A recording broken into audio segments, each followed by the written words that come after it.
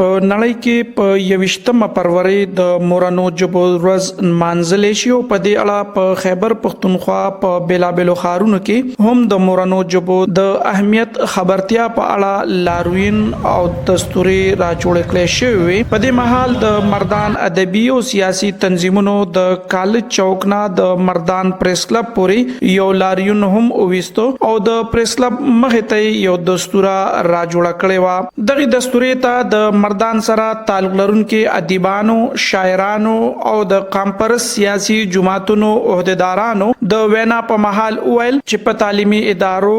دفترونو او عدالتونو کې دي په مورنۍ ژبه کې لیکل او لوستل شروع کړي شي د مورنو ژبو د ورځ په اړه نوموړي شاعر اکبروتی اډوکیټ پښتونخوا ریډیو ته ویل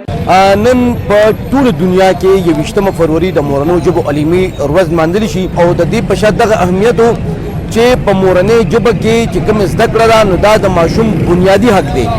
او بیا د پاکستان په آئین او دستور کې هم 251 آرټیکل کې باقاعده د کومو صوبو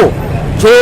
اضافي ژبې دي نو هغې له هم یو آئیني کور ورکړی او دغه شان په فنډامنټل رایټس کې مولا ورکړی دی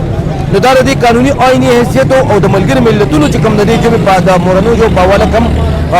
اهمیت ښودلی دی نو هم مسلم دی نن چې دا کومه ژبه ده نو موږ چې غواړو چې یوازې پښتو ژبه نه دلته چې څومره قامونه دي دلته چې څومره ولسونه دي نو د هغې مورنۍ ژبه کې تعلیم د هغې ولسونو د هغې قامونو بنیادي حق دی انساني حق دی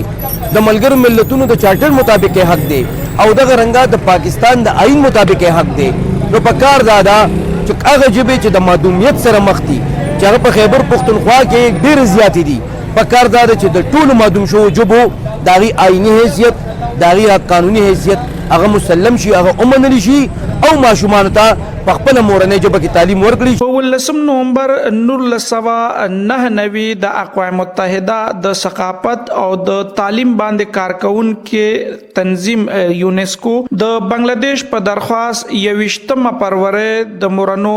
ژبو ورځ وګرځوله